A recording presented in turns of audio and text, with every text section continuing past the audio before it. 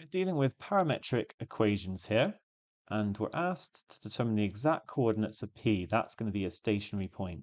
So it's where dy by dx is equal to 0. Now for parametric equations, use the chain rule and write dy by dx is dy by dt times dt by dx, which can be rearranged to dy by dt over dx by dt. Now the only way this can equal 0 is actually if dy by dt is equal to 0. So when I did this question originally, actually, I didn't use that little fact, but it's worth knowing. It can save a little bit of time and potentially avoid any mistakes. Let's work out dy by dt then. You can use the product rule.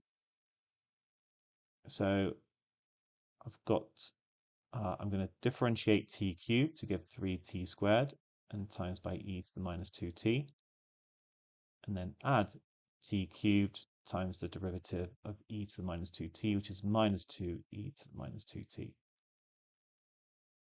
If I call this u and v, I've actually just done u dash v plus u v dash. Yeah, I've just done it without writing it down. And then this is equal to 0.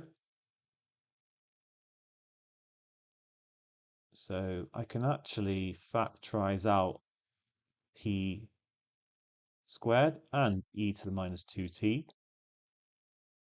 Give me 3 minus 2t inside the bracket, and then set that equal to 0. I can cancel out the exponential because it's never equal to 0. So t is equal to 0, or 2t is equal to 3, which means t is 3 over 2. I can reject this one because I can see that p is not over here. And we're also told that t is greater than 0. So t is 3 over 2. And now we can substitute that back in to get our coordinates, because it's asked us for exact coordinates of P. Therefore, x is going to be 3 divided by 3 over 2, or 3 times 2 over 3, which is 2. And y is going to be 3 over 2 cubed times e to the minus 2 times 3 over 2. So I'm going to get 27 over 8 e to the minus 3. And therefore my coordinates, exact coordinates, are going to be P2, 27 over 8 e to the minus 3.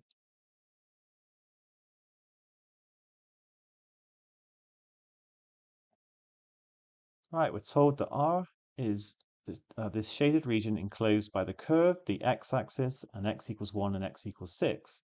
We have to show the area can be given by this. We have to find A and B. Right, so it's going to be the integral from x equals 1 to x equals 6. Notice I'm emphasizing the x here because we're going to change our limits in a minute. And then it's going to be y as a function of x integrated with respect to x. So this can be modified. Just for the moment, I'm going to keep x the same. Instead, basically using the chain rule, we can write y, well, y is now going to be a function of t, and we can replace dx by dt, dt. That is something that can be proved using the chain rule. I'm not going to do it here, but it's basically the underpinning idea behind integration by substitution, or in this case, parametric integration. So we are actually going to have to work out dx by dt now. So even if you did accidentally do it earlier on, the time you saved, you'll then lose doing it here. So x is going to be 3t to the minus 1. Therefore, dx by dt is going to be minus 3t to the minus 2. I also need to think about the value of t. So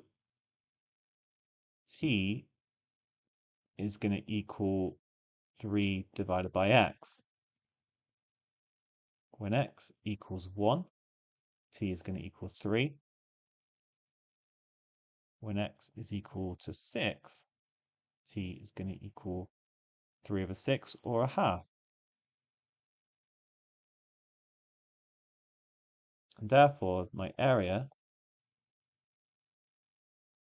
I can now write it in terms of t. It's going to be t equals, well, okay, we need to really carefully swap the correct ones around. So actually, the bottom limit is now larger than the top limit, which is not normally what you get, but it follows from our calculation. We need to stick with it.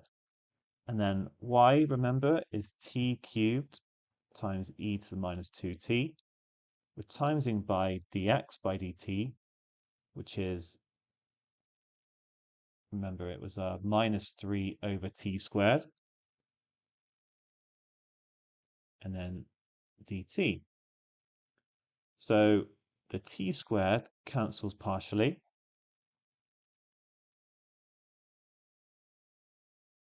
and we're left with a half 3 t e to the minus 2t dt. There's just one, oh sorry, there should be a minus there as well. There's just one other thing we can do, and that is we can swap the limits round and make the integral negative. When we do that, it's going to cancel out this negative.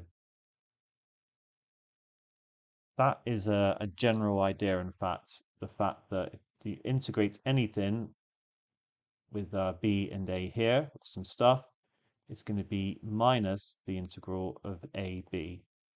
The reason being that when you integrate it and get your function, let's call it capital F, you're going to get capital F of b minus f of a for the one on the left, whereas the one on the right, we're going to get minus, then in a bracket, fa minus fb. If you expand that bracket, they are clearly going to be equal. So you can always do that, and it doesn't tend to come up that much, but it is something to be aware of because it's coming up here. So that's it. That is our area. We've got our values of a and b. We could state them if we wanted that. Maybe I will. B is going to be 3 and a is going to be a half. This I don't think is essential though. The main thing is that we've got to this result. Now ready to determine the exact area. Let's do this. Well, to integrate here, we have a function multiplied by a function, and it's of, I mean, that doesn't always mean you need to use integration by parts, but this is like classic integration by parts territory because we've got like an exponential and it's times by t. So I'm going to let this equal u and this equal dv by dx, or v dash, because the result, and this is given in the formula book, that if you have uv dash dx, then it's uv minus u dash v dx. I think in the formula book it's dv by dx and du by dx, but it's just the abbreviated form. All right, so I've got that u dash is going to be 3, and then v is going to be minus a half e to the minus 2t. So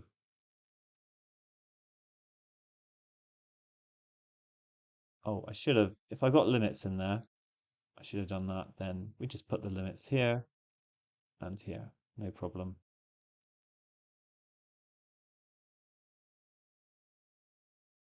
Right, so I've got uv 3t times minus a half e to the minus 2t, evaluated 3.5, minus, and then I've got u dash times v. Now I can put the minus in the integral, or I can just change this to a plus.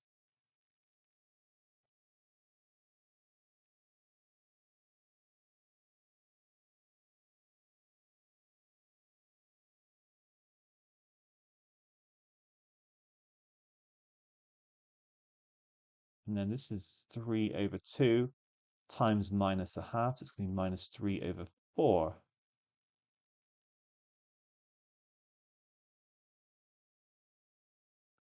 And actually, sorry, I could just put the whole thing with limits now.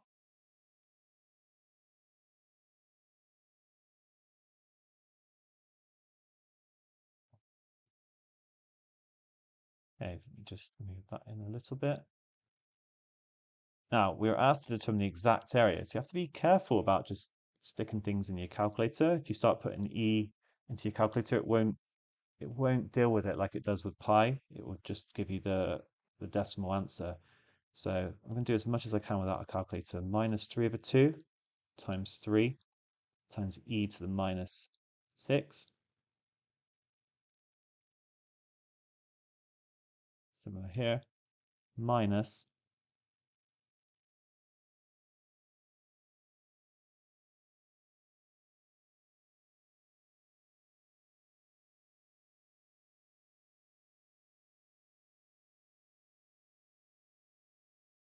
go. So that is going to be minus 9 over 2e to the 6. I could write it as a single fraction. Minus 3 over 4e to the 6, that one as well. Plus, because there's a double negative here, 3 over 4e. And there's another double negative, 3, another 3 over 4e.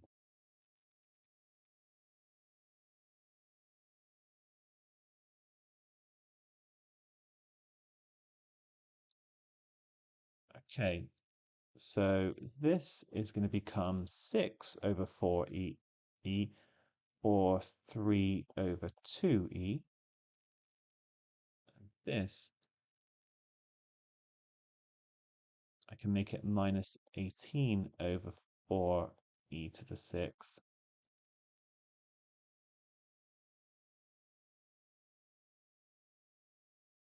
So minus 21 over 4e to the 6.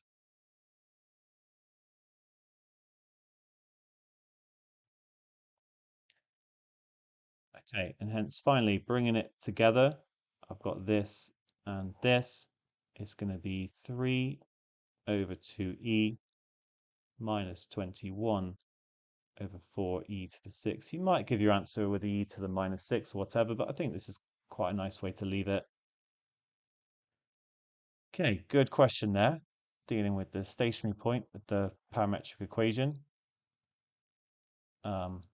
And then an integration parametrically, which led to integration by parts. There's quite a lot of steps here, and then having to deal with it exact.